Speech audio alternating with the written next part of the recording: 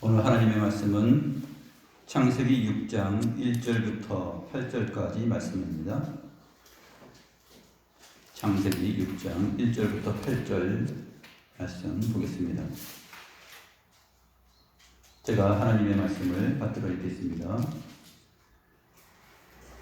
사람이 땅 위에 번성하기 시작할 때에 그들에게서 딸들이 나니 하나님의 아들들이 사람의 딸들의 아름다움을 보고 자기들이 좋아하는 모든 여자를 아내로 삼는지라. 여호와께서 이르시되 나의 영이 영원히 사람과 함께하지 아니하리니 이는 그들이 육신이 됨이라. 그러나 그들의 날은 120년이 되리라 하시니라. 당시에 땅에는 네피림이 있었고 그 후에도 하나님의 아들들이 사람의 딸들에게로 들어와 자식을 낳았으니 그들은 용사라. 고대에 명성이 있는 사람들이었더라.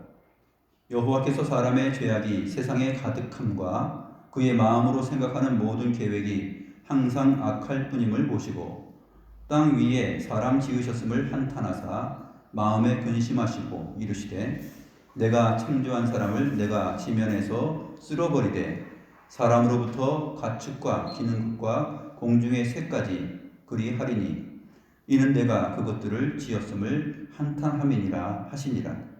그러나 노아는 여호와께 은혜를 입었더라.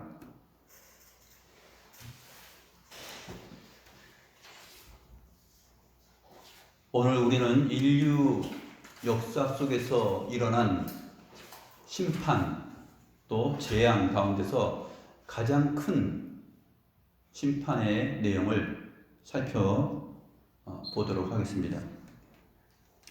이 심판이 일어나게 된 배경은 사람의 부정적으로는 사람의 죄악에 있고 또 주체적으로는 하나님 자신이 그 심판을 베푸시는데 하나님의 분노에 있습니다.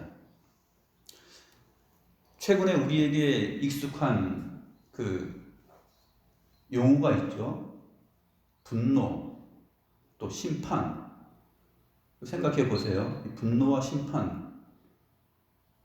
이것을 사람들이 막 사용을 하는데 사실 분노와 심판은 그것을 행할 수 있을 만한 거룩한 존재가 그것을 진행해야지만이 정당성을 얻을 수 있죠. 그렇기 때문에 분노라는 용어를 함부로 사용해서는 안 되고 심판이라는 말도 함부로 사용해서는 안 됩니다. 사실 하나님께서 그러한 인간들의 표현과 행태들을 보면 얼마나 가소롭겠습니까? 이 분노, 심판이라는 용어는 사람들에게 정치적인 이유와 목적으로서 언론 플레이를 하기 위해서 그것을 자꾸 사용하면 안 되는 것이죠.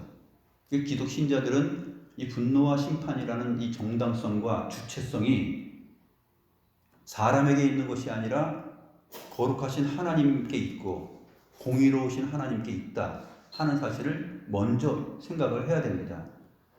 그래야지만이 그 용어가 가장 합당하게 또 적절하게 사용될 수 있는 것이죠.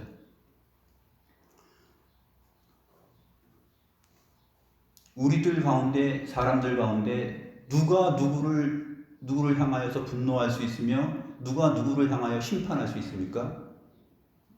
모두가 다 똑같은 죄인이죠. 죄 없는 자가 돌로 치라 하였습니다. 죄 없는 자가 돌로 치라 하였을 때 아무도 그 자리에 남아있지 못하죠. 주님과 그 여인만 남아있었습니다. 그것이 바로 이 분노, 심판이라는 것은 하나님께 속한 것이지 죄와 함께 살아가고 있는 인간들이 자기들의 어떤 목적을 이루기 위해서 그것을 가져다 쓰는 그러한 용어가 아니다 하는 것을 성경적으로 정리하며 생각할 필요가 있는 것입니다.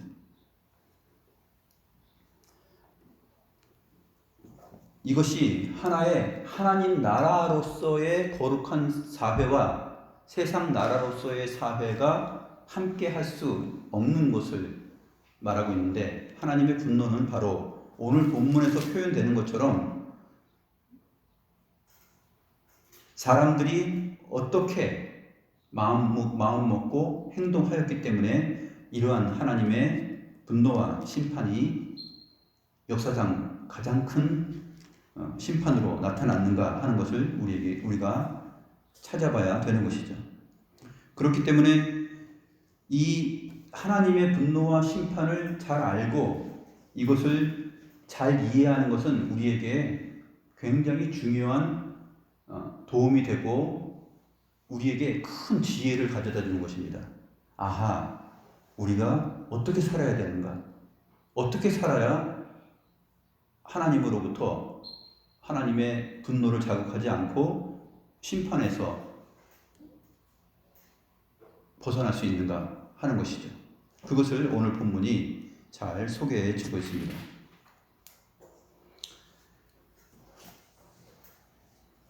사람이 번성하기 시작할 때에 일어난 일입니다.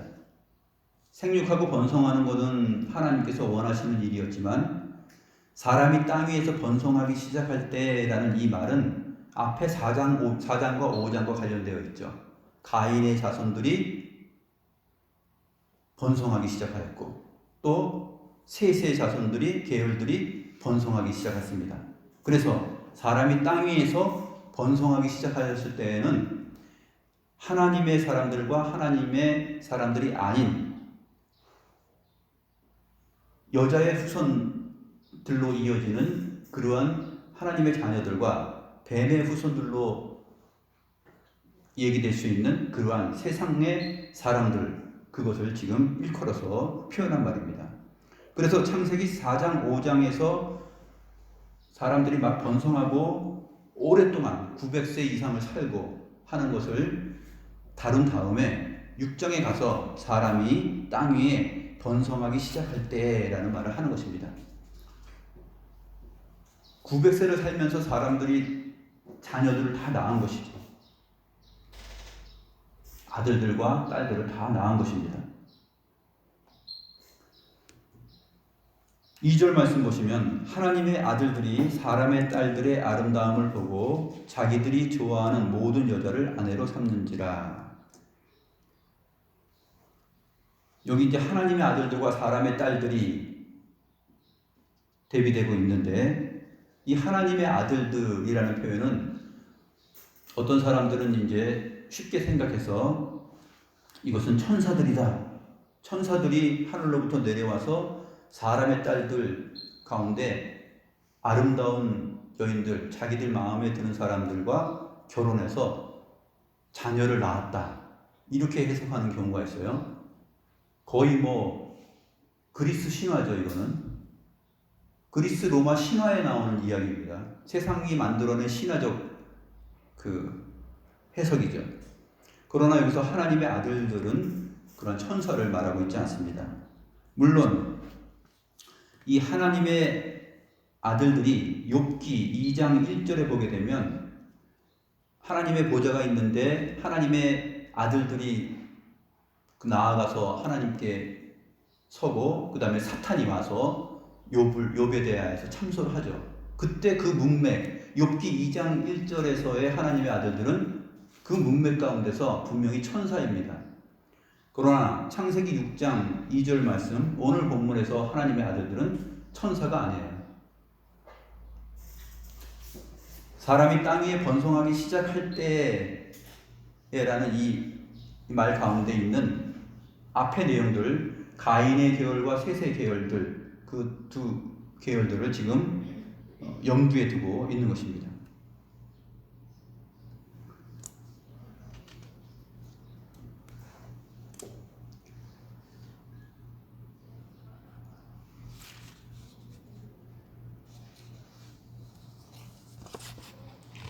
욥기 2장 1절에 하루는 하나님의 아들들이 와서 여호와 앞에 서고 사탄도 그들 가운데 와서 여호와 앞에 서니라는 말이 있지만 사실 이 하나님의 아들들은 그러한 문맥에서 같이 연결시켜서 생각해야 될 것은 아닙니다.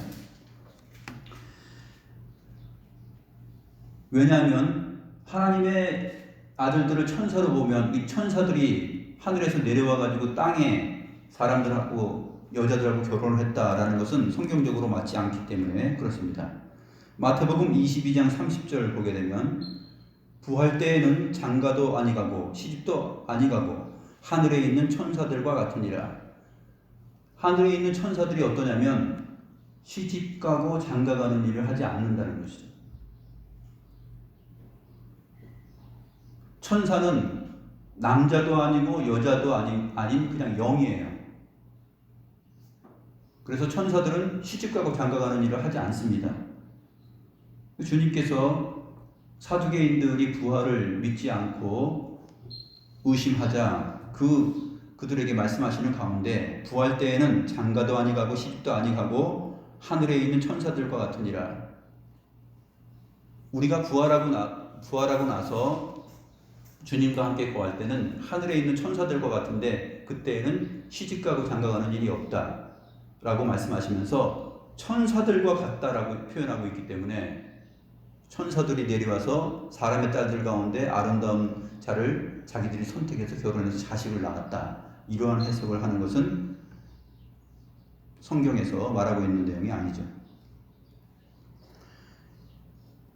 출애굽기 4장 22절에 보게 되면 다른 데서도 많이 나오지만 하나님은 자기 백성을 가리켜서 자기 자녀들이라고 말합니다. 출애굽기 4장 22절에 보면 너는 바로에게 이르기를 여호와의 말씀에 이스라엘은 내 아들 내 장자라.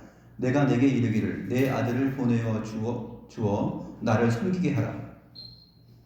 하나님의 아들들이 되는 거예요. 이스라엘이 하나님의 아들들입니다. 하나님의 백성들이 곧 하나님의 자녀들이요 아들들입니다. 그러니까 하나님의 아들들이 사람의 딸들을 취하였다라는 것은 의미적으로 표현을 하는 것이에요.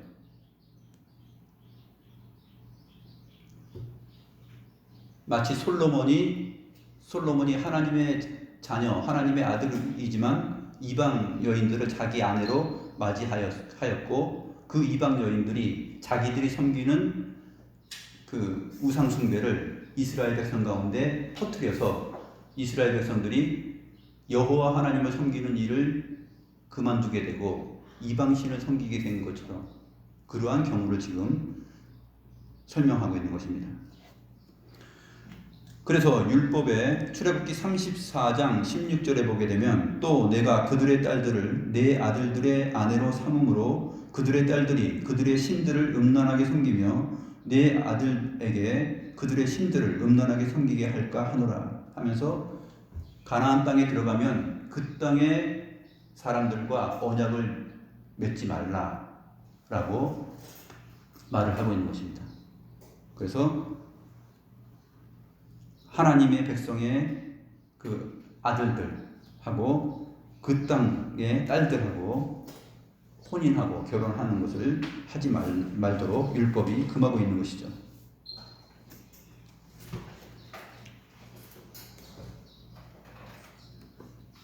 에서 같은 경우가 바로 그러한 일을 행하는데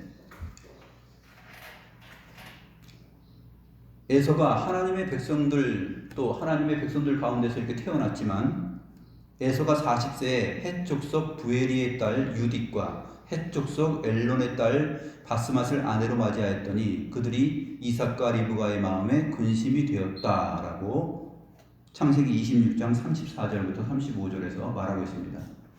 그러니까 하나님의 아들들이 사람의 딸들과 결혼하는 것은 하나님의 마음에 근심을 갖게 하고 하나님의 마음을 고통스럽게 하는 일이다 하는 일을 오늘 본문이 말하고자 하는 것입니다. 그래서 결국 하나님이 이제 분노하시고 심판을 하시는데 이 하나님의 분노와 심판은 어떤 표현에서 잘 드러나냐면 3절입니다. 3절 말씀 보면 여호와께서 이르시되 나의 영이 영원히 사람과 함께하지 아니하리니 라는 표현이에요. 나의 영이 영원히 사람과 함께하지 아니하겠다. 여기서 사람과 함께 하지 아니한다라는 이렇게 번역이 되었는데, 정확하게 하면 나의 영이 영원히 사람 안에서 논쟁하지 않겠다라는 뜻이에요. 논쟁하지 않겠다, 변론하지 않겠다. 하나님의 영이 사람 안에서 변론, 논쟁하지 않겠다. 그 뜻입니다. 이것만큼 무서운 일은 없어요. 하나님의 영이 주의 말씀과 주의 영으로 우리를 다스리고 우리를 통치하고 사람 안에서 네가 그렇게 살면 안 되지. 내가 원하는 것이 뭐냐? 하나님의 형상으로 지음받은 사람이 원하는 것이 무엇이냐? 라고 우리하고 변론을 해야 되죠. 그 영이 그의 말씀을 따라서 우리 속에 변론을 해야 됩니다. 논쟁을 해야 됩니다. 근데 하나님의 영이 영원히 사람 안에서 그 논쟁을 하지 않겠다 하는 것은, 이것은 하나님의 무서운 결정이에요. 이제 너희들은 끝났다는 것이죠. 하나님의 영이 너희와 함께하지 않고 너희에게 이러라 저러라 변론과 논쟁하지 않고 가만히 내버려 두면 사람은 어떻게 됩니까? 그 영혼이 영원히 멸망할 수밖에 없는 것이죠. 그 뜻이에요. 그것을 우리말 번역으로는 사람과 함께하지 아니하리니라고 한 것입니다.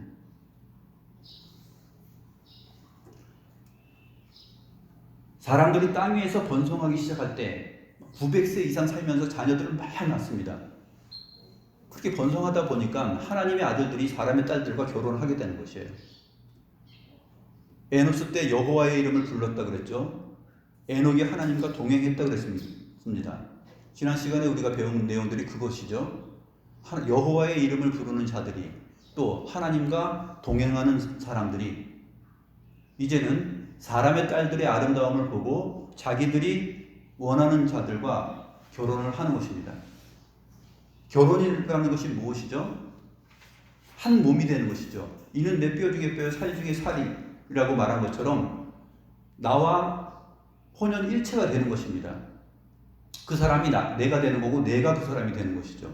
그처럼 가까이 모든 것을 공유하고 모든 것을 함께하며 생각하고 사고하고 진취적으로 진행해 나가고 하는 구체적인 삶을 살아가는 것이 결혼이라는 삶이에요. 그런데 하나님의 아들들이 사람의 딸들하고 지금 결혼했고 자기들이 보기에 아름다운 사람들하고 했다라는 것입니다. 고린도후서 6장 14절부터 16절에 보게 되면 너희는 믿지 않는 자와 멍에를 함께 매지 말라라고 하였고 그리스도와 벨리알이 어찌 조화되며 믿는 자와 믿지 않는 자가 어찌 상관할 수 있느냐라고 물었습니다. 왜냐하면 우리는 살아계신 하나님의 성전이기 때문이다 이렇게 말하고 있어요. 우리가 하나님의 거룩한 성전인데 우리가 믿지 않는 자와 함께 할 수 있느냐? 그러니까 하나님의 아들들이 사람의 딸들의 아름다움을 봤어요. 여기서 사람의 딸들의 아름다움이란 무엇일까요? 그것은 세상적 관점에서 보이는 모든 아름다운 것들이에요. 크고 좋게 보이고 아름다워 보이고 세상이 말하고 있는 행복론, 세상 사람들이 이것이 행복이다라고 하는 것, 또 이것이 제일이다라고 하는 것, 그것을 따라서 살아가는 것입니다. 그것이 람에게 세 아들 야발, 유발, 두발가인을 통해서 나타났죠. 하나님의 아들들은 여호와의 이름을 부르지만 이 사람의 딸들로 표현되는 이 사람들은 누구의 이름을 드러내냐면 자기의 이름을 드러냅니다. 그래서 자기를 위하여서 사는 것이죠. 하나님의 영광과 또 하나님께 감사하는 마음을 가지고 사는 것이 아니라 자기에게 있는 지적 능력과 건강과 또 자기에게 있는 실력과 이 모든 것이 다 그냥 그저 내 것이라고 생각하고 내가 창출해내고 내 힘으로 내 지식으로 내가 노력해서 만들어내서 이익을 얻고 내가 세상 가운데서 떵떵거리면서 부끄럽지 않게 살겠다 하는 것이 세상의 가치와 행복론입니다. 하나님을 믿지 않는 사람들이 다 전부 다 하나님을 생각하지 않는 가운데 그러한 마음으로 살아가죠. 무엇이 우리를 행복하게 할 것인가? 젊은이들이 요새 비트코인에 푹 빠졌습니다. 이것이 우리의 미래를 대체할 수 있는 뭔가 획기적인 일이 될 수 있겠구나. 이런 것들에 관심을 주목하고 하나님께서 기뻐하시는 것보다 그 시대와 그 시간 속에서 유행하는 그 찰나적인 것, 그러한 것들을 번뜩이는 눈으로 살펴서 그것을 얻어내는 것이죠. 자기들이 아름답게 보이는 세상의 아름다움을 자기들이 좋아하는 것들을 그것을 따라서 취하는 것입니다. 하나님의 아들들이 이제 여호와의 이름을 부르고 하나님과 동행하는 삶을 점점 잊어버리고 세상과 타협하면서 지금 사람의 딸들의 아름다움을 보고 그들과 결혼하면서 그들과 살아갔다는 것이에요.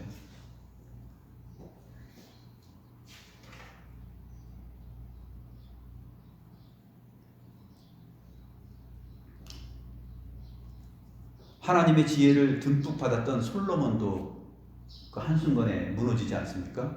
그러한 일을 하는 것처럼 하나님께서 내버려 두시면, 하나님께서 나의 영이 영원히 사람과 변론하지 않겠다, 논쟁하지 않겠다라고 결심하면, 그 영혼을 내버려 두면 사람은 여지없이 멸망으로 갑니다. 다윗이 우리아의 아내 바스바를 범했죠. 그리고 우리아까지 살해했습니다. 얼마나 큰 죄악인지 몰라요. 이거보다 덜한 죄악을 저질러도 하나님께서 심판하시는데 다윗이 목숨을 보존하고 계속해서 하나님의 은혜를 입고 살아갑니다. 왜 그럴까요? 하나님께서 선지자 나단을 통해서 하나님의 영이 다윗 안에서 변론했기 때문에 그래요.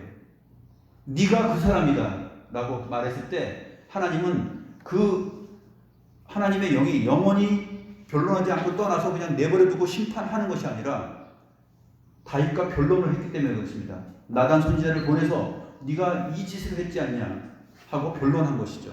그리고 회개를 이끌어냅니다. 그러나 여기서 말하고 있는 것은 하나님의 영이 영원히 사람 안에서 변론하지 않겠다 하는 것은, 이것 자체가 무서운 심판이에요. 여기서부터 심판이 이미 시작된 것이고, 이 심판이 노아 때에 120년 후에 홍수로 사람을 다 쓸어버리는 일로 나타난 것입니다.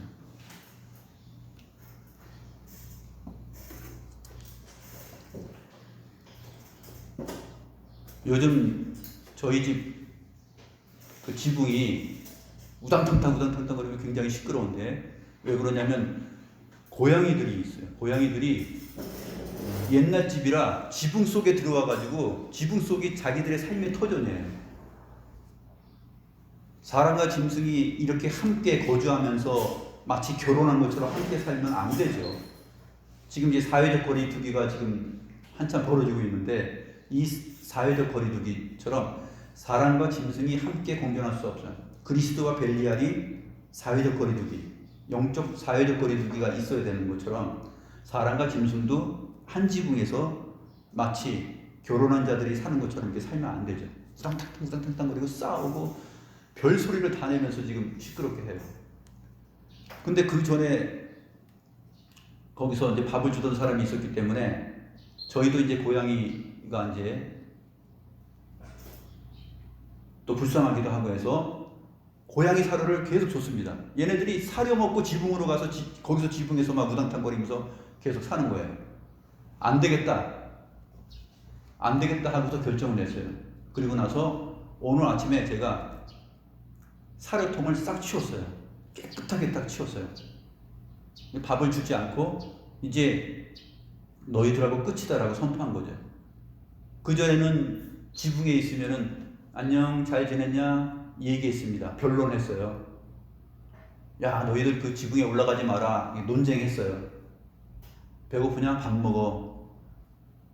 또 우리 집 고양이 루피를 막 공격해서 막 물어뜯으려고 그래. 그럼 그렇게 하면 안 되지. 사이좋게 지내야지 하고 변론하고 논쟁해 가르쳐요. 이제 저의 결심은 그것을 하지 않기로 결정한 거예요. 그 고양이들에게는 이제 심판입니다. 먹을 거 밥그릇 사료 싹 쳤어요. 다 쓸어버렸어요. 하나님이 지금 그렇게 하시는 것입니다. 하나님의 사람들이 하나님의 이름을 부르고 하나님과 동행하고 하나님의 말씀에 귀 기울이고 하나님께서 기뻐하시는 것이 무엇인가 생각하면서 살아가야 되는데 그렇지 않고 사람의 딸들의 아름다움을 보고 세상적 행복론에 취하고 거기에 매혹된 것이죠. 하나님께서 사람에게 시력, 눈을 주신 이유가 뭘까요? 무엇을 보고 살으라고 하는 걸까요? 하나님께서 사람에게 눈을 주시고 이 시력을 주신 이유는 보고 살라는 것이죠. 근데 보는데 무엇을 봐야 될까요? 사람의 딸들의 아름다움, 세상적 가치와 행복론 그것을 보라는 것이 아니라 우리의 영혼을 솟게 하는 우리의 눈이 진짜로 밝아지는 하나님의 율법과 하나님의 말씀, 하나님의 뜻 그것을 보라는 것이에요. 그것을 볼 때 이제 하나님께 기쁨이 있는 것이죠. 지난 시간에 우리가 히브리서 11장 5, 6절 말씀 보았죠? 히브리서 11장에서 믿음이 없이는 하나님을 기쁘시게 하지 못하나니 믿음이 없이는 하나님을 기쁘시게 하지 못한다 그랬습니다. 에녹이 바로 하나님과 동행했는데 그러한 하나님과 동행하고 하나님을 기쁘시게 하는 삶을 사는 것은 믿음이 없이는 불가능해요. 세상적 행복론 그것을 보고 거기에 매혹되면은 하나님을 기쁘시게 할 수가 없어요. 하나님을 기쁘시게 하지 못한다는 것은 결국 무엇이냐면 하나님의 분노를 쌓게 된다는 것이에요. 그러면 바로 심판입니다.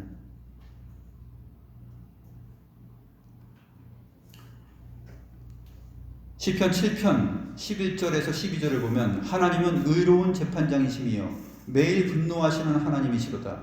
사람이 회개치 아니하면 그가 그의 칼을 가르시며 그의 활을 이미 당기어 예비하셨도다. 하나님은 항상 분노의 칼을 갈고 계시고 그 분노의 불화살을 항상 당기고 있습니다. 매일 분노하시는 분이에요. 하나님 엄청 나쁜 사람이네. 나쁜 분이시네. 매일 분노해. 매일 화내. 여기서의 분노는 하나님의 공의를 말하는 것이에요. 그래서 하나님은 의로운 재판장이라고 말하잖아요.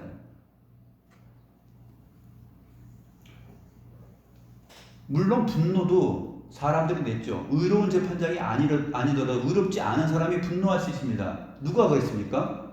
가인이 아벨을 쳐 죽일 때 분노했죠. 그 분노하고 의로운 재판장이신 하나님의 분노하고는 틀리는 거예요.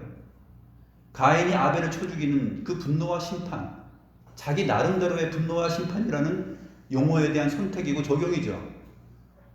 그것은 가당치 않은 것입니다.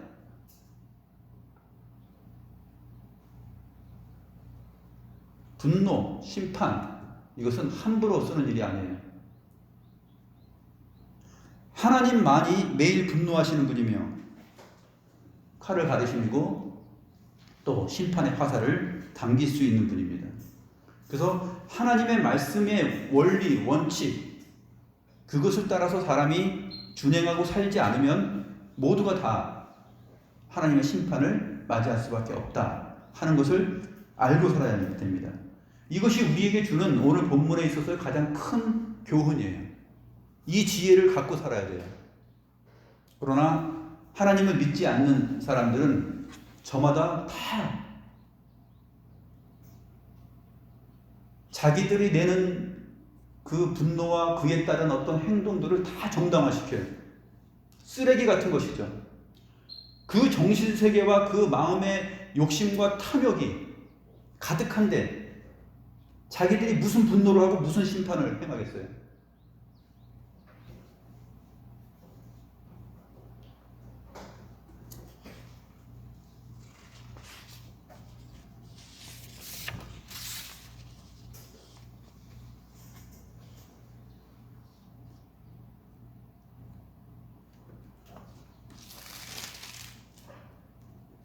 그래서 하나님께서는 결정을 하셨습니다.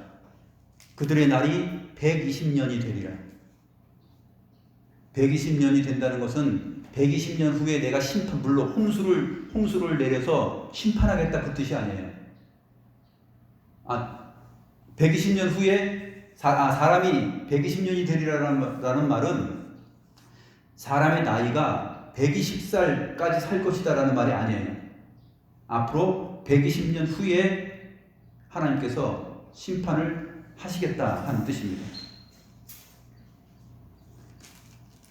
많은 사람들이 예전에 그들의 날은 120년이 되리라 라는 이 부분을 사람의 나이가 그래서 그때부터 120살을 넘지 못하고 오래 살아야 120살이다 이렇게 생각을 하는 경우가 있었어요. 그렇지 않다는 것입니다. 왜 그러냐면 하나님께서 홍수로 세상을 심판하신 다음에 노아는 350년을 더 살았어요. 사람의 날이 120년이라는 말이 맞나요? 안 맞나요? 그렇죠? 사람이 120살까지만 살 수 있다. 120살 이상 못 산다. 그런 뜻이 아니라는 것이 바로 노아 자신에게서부터 드러나요.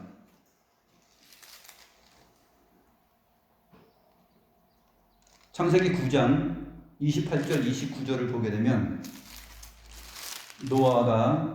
홍수 후에 노아가 350년을 살았고 그의 나이가 950세가 되어 죽었더라 이렇게 기록되어 있습니다. 그 다음에 노아 이후에 사람들이 많이 태어났죠. 그 다음에 우리가 잘 아는 아브라함 볼까요? 아브라함은 몇 세까지 살았냐면 창세기 25장 7절에 보면 175세를 삽니다. 아브라함의 아내 사라는 127세를 살아요. 창세기 23장 1절에 기록되어 있죠. 이삭은 180세를 삽니다. 야곱은 130세를 살아요. 그 다음에 역사가 더 흐른 다음에 기원전 835년경에 유다왕 요아스 때 제사장 여호야다가 130세를 삽니다. 역대하 24장 15절에 나와있죠.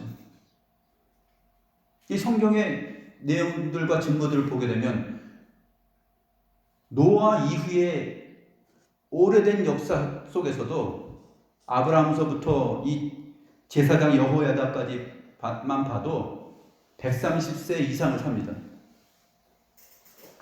그러니까 이 말은 사람들이 이제 앞으로 벌을 받아서 120세를 이상을 살지 못할 것이다 라는 그러한 해석은 옳지 않은 해석이죠. 앞으로 하나님께서 120년 후에 세상을 심판하겠다 하는 그 말씀을 하신 것입니다. 그동안 노아가 이 하나님의 말씀을 바라보고 믿음으로 살아간 것이에요. 히브리서 11장 보게 되면 믿음으로 히브리서 11장 7절 믿음으로 노아는 아직 보이지 않는 일에 경고하심을 받아 경외함으로 방주를 준비하여 그 집을 구원하였으니 이렇게 기록하고 있습니다. 아직 보이지 않는 일에 경고하심을 받아 앞으로 120년 후에 심판할 것이다 했으니까 그것을 믿고 살아간 거예요. 하나님이 반드시 자신이 하신 말씀을 지키신다.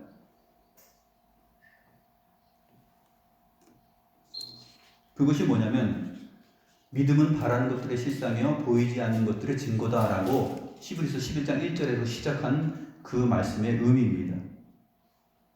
믿음이라는 것은 바로 그런 것이에요.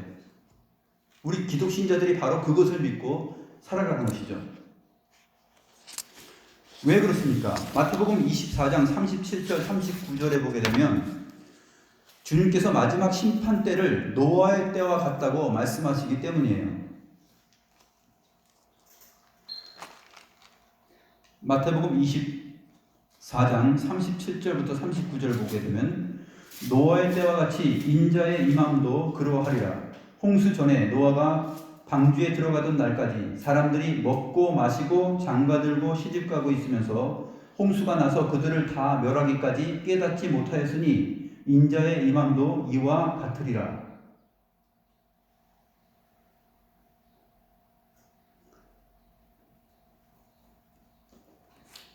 하나님께서 이 노아의 때 이 역사 속에서 하나님의 아들들이 사람의 딸들과 결혼하고 먹고 마시고 장가들고 자기들이 눈에 보기에 아름다워 보이는 것들을 그 대상들을 선택해서 함께 살아가는 것.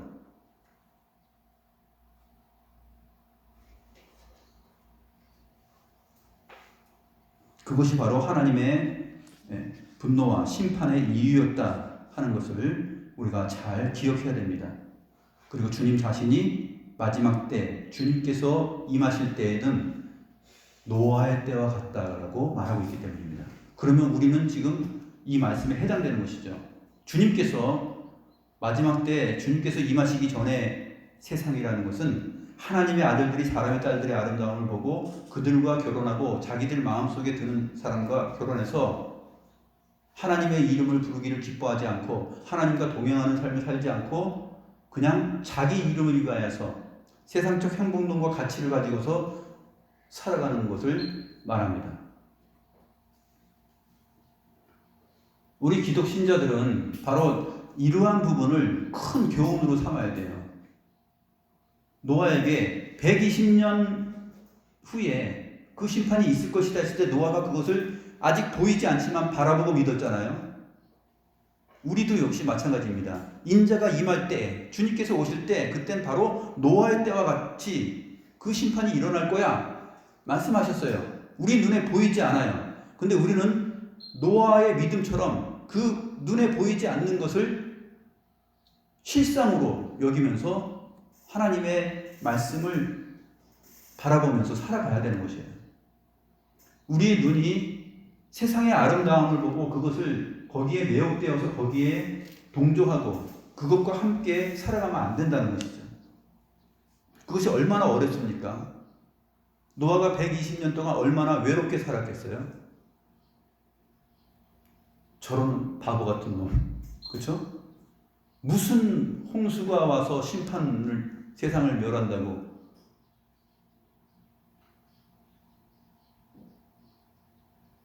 주님께서 다시 오시면 노아의 때와 같이 정말 세상을 다 멸하신다라는 말을 우리가 믿고 하고 살아간다면 우리와 같이 사는 사람들이 세상 사람들이 뭐라고 그러겠어요? 저런 말도 안 되는 말을 할 수 있나? 미친 거 아니야? 이렇게 생각하죠. 관심도 없습니다. 너나 잘 믿으세요. 그렇게 하겠죠.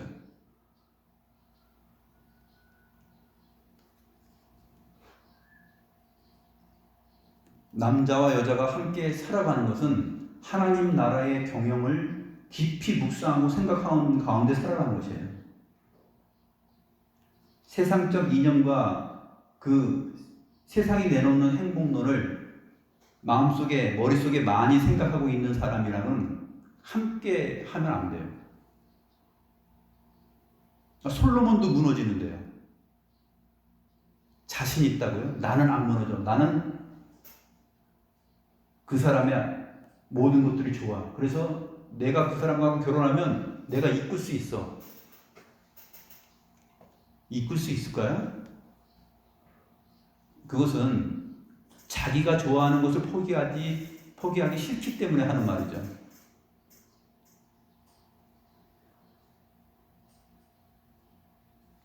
하나님께서 기뻐하는 사람은 하나님 나라의 소망을 두고 이 믿음을 가지고 세상적 가치관으로 세상을 살지 않고 오직 하나님 앞에 바르게 반듯하게 예배하며 가정을 꾸려나가는데 최고의 관심이 집중되어 있는 사람이어야 됩니다.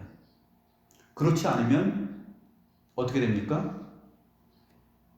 하나님을 기쁘시게 하기보다는 아이고 내가 이 사람하고 살려면 어쩔 수 없네. 내가 이 사람하고 땅에서 사니 어쩔 수 없네 하면서 자꾸 끌려가요. 상황만 벌어지면 끌려가요. 하나님을 기쁘시게 하는 삶을 살 수가 없어요. 그렇기 때문에 내가 끌고 가겠다. 그거는 갸륵한 뜻입니다. 그거는 갸륵한 뜻에 불과하고 결국은 자기는 이미 그 말을 할 때 벌써 세상의 아름다움을 미리 이미 쫓고 있는 사람이에요. 이미 따르고 있기 때문에 그 말을 하는 것이지, 정말 하나님 앞에 올인하고 그 믿음의 순수성을 잃지 않고 살아가리라 하는 마음이 굳건한 사람은 절대 그러한 선택을 하지 않습니다.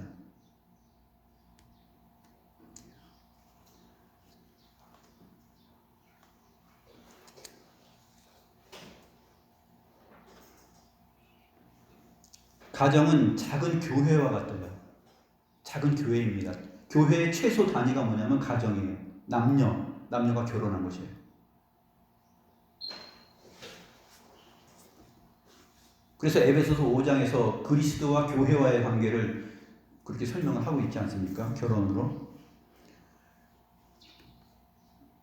남녀가 결혼해서 함께 살아가면서 가정을 이루는 것은 작은 교회와 같고 영적인 작은 도시와도 같아요.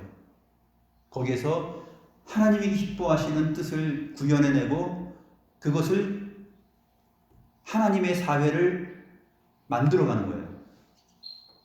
하나님의 말씀에 근거한 그 사회를 만들어가는 것이에요. 가정이 사회의 최소 단위, 교회의 최소 단위, 그런 것입니다.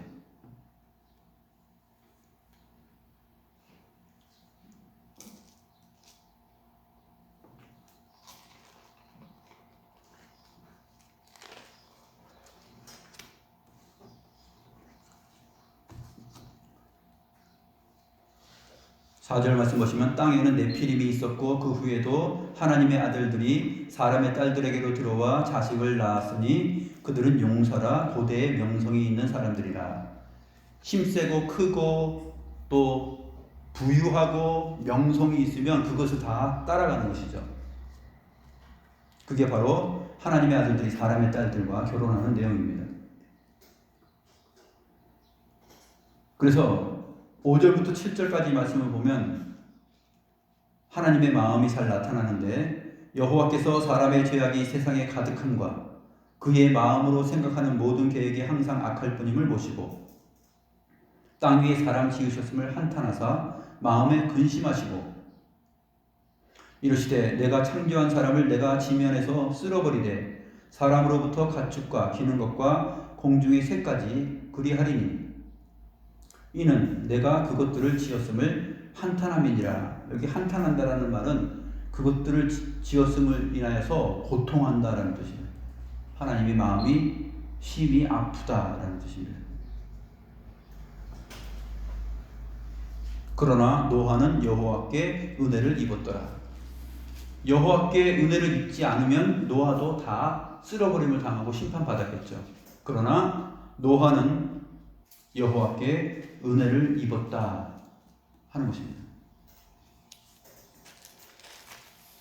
노아가 여호와께 은혜를 입는 이유는 사실 라멕이 노아를 낳았을 때 나온 말을 잘 생각해 봐야 됩니다. 바로 앞에 나와 있죠. 5장 28절에 보면 라멕은 182세에 아들을 낳고 이름을 노아라 하여 이르되 여호와께서 땅을 저주하심으로 수고롭게 일하는 우리를 이 아들이 안위하리라. 이 아들이 안식하게 할 것이다 라는 뜻이에요. 위로할 것이다. 벌써 여기에 이 라멕이 182세에 노아를 낳았을 때 노아라는 이름을 지은 것은 하나님의 영이 라멕에게 감동해서 여호와께서 땅을 저주하심으로 수고롭게 일하는 우리를 이 아들이 안식하게 될 것이다, 안위하게 할 것이다, 위로할 것이다 라고 말씀하신 이유입니다. 그래서 이 노아는 벌써 태어나면서부터 여호와께 은혜를 입은 자예요. 그래서 보이지 않는 일을 보는 것처럼 믿고 하나님의 이름을 부르며 하나님과 동행하며 삶을 살아갔던 것입니다. 이 노아를 통하여서 또 다시 사람들이 땅 위에서 번성하기 시작합니다. 그러다가 또 어떻게 됩니까? 바벨탑 사건이 일어나죠. 자기 이름을 높이다가 또 하나님께서 진노하셔서 세상을 흩으시고 멸하시는 바벨탑 사건이 또 일어나게 됩니다. 그래서 그러한 내용들을 우리가 계속해서 성경의 내용을 통해서 우리가 살펴볼 것입니다.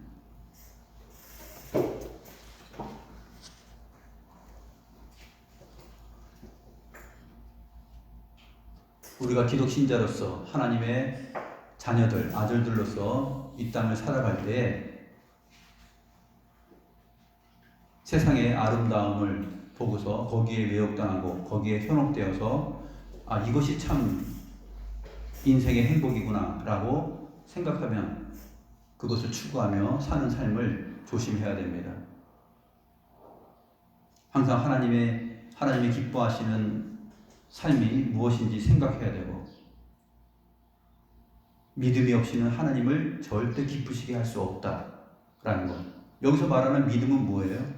보이지 않고 잡히지 않는 거예요.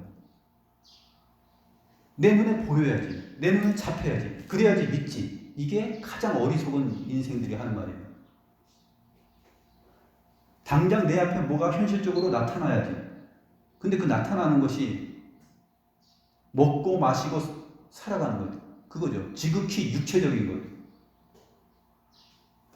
지극히 땅의 것들, 지극히 세상 사람들이 원하는 것들, 더 좋은 집, 더 큰 집, 내 집, 얼마를 벌어야 되는데 200만 원을 벌다가 2천만 원을 벌어야 되는 것이고, 항상 그런 것이 자기 손에 잡히는 것이고 자기 눈에 보이는 것이라면 그것은 하나님의 진노를 살 수밖에 없고 하나님의 심판을 당할 수밖에 없습니다. 하나님의 아들들이 사람의 딸들의 아름다움을 보고 그렇게 투자 심리로 그렇게 살면 안 된다는 것이죠. 누구와 결혼해야 됩니까? 누구와 함께 살아가야 됩니까? 어떻게 살아가야 됩니까? 주와 동행해야 되는 것이죠. 하나님의 사람, 믿음의 사람들과 함께 살아가고 하나님의 영이 사람 가운데서 논쟁하고 변론하시기를 원해야 돼요. 하나님께서 만일 우리를 향하여서 이제 내가 네 안에서 영원히 내 영이 변론하지 않겠다 하면 그날로 끝장입니다. 하나님이 우리를 향하여서 그런 마음을 가지시고 선포했다라면 그게 바로 심판이에요. 반드시 일어납니다. 120년 후에 일어난 것처럼.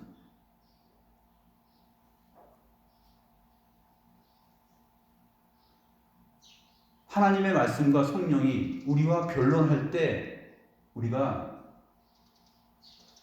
그때 잘 귀담아 들어야 돼요. 지금 이 말씀을 읽고 우리가 설교를 하고 예배 시간에 이렇게 나누는 것이 바로 주께서 아직 우리 가운데서 지금 하나님의 영이 변론하고 논쟁하고 있는 것이잖아요. 우리는 계속 그렇죠. 하나님 그래도 내가 이렇게는 이 정도는 살아야 되지 않습니까? 내 나이에 이 정도는 내가 획득하고 이 정도는 누리면서 살아야 되지 않습니까? 그거는 다 자기 생각이죠. 자기 눈에 보이는 아름다운 생각이죠.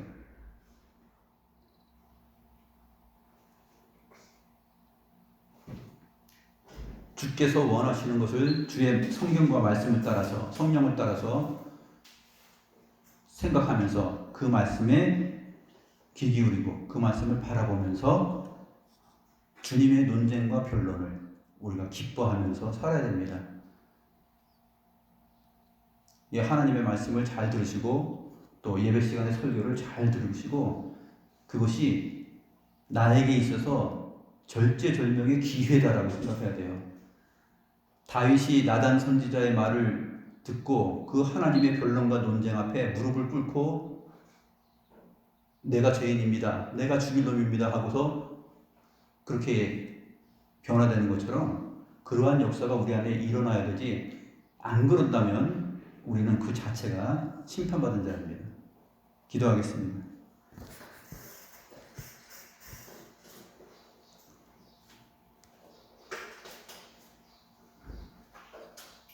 하나님 아버지, 하나님의 아들들이 하나님과 동행하며 주의 이름을 부르는 삶을 버리고 세상의 딸들의 아름다움을 보고 매혹당하여 세상이 추구하는 모든 행복론과 가치를 따라서 그들과 함께 한 지붕 한 가족이 되어서 인생을 경영해 나갔음을 볼 때 하나님께서 그 사람 안에서 하나님의 거룩한 영이 다시는 함께 변론과 논쟁하지 않고 그들을 가르치지도 않고 그들을 야단치지도 않을 것이다 라고 말씀하셨습니다. 이것이 곧 하나님의 무서운 분노이며 심판인 것을 주의 말씀을 통해서 알았습니다. 하나님 아버지, 이 말씀이 성경 가운데 기록되고 주께서도 인자가 세상 가운데 임할 때에 바로 노아의 때와 같다라고 말씀하시므로 오늘날 주를 믿는 우리들이 하나님의 아들들이 어떻게 세상 가운데서 무엇을 바라보고 무엇을 생각하며 살아야 될지를 가르쳐 주시고 우리에게 큰 깨달음을 주셨나이다. 하나님 아버지, 날마다 살아가는 매 순간에 우리가 정말 바라보고 우리가 붙잡고 의지하고 믿으며 살아가야 될 내용이 무엇인지를 바로 인식하며 살 수 있는 그런 복된 사람들 될 수 있도록 주께서 저희와 함께하여 주시옵소서. 하나님께 저희들을 맡기오며 살아계신 우리 구주 예수 그리스도의 이름으로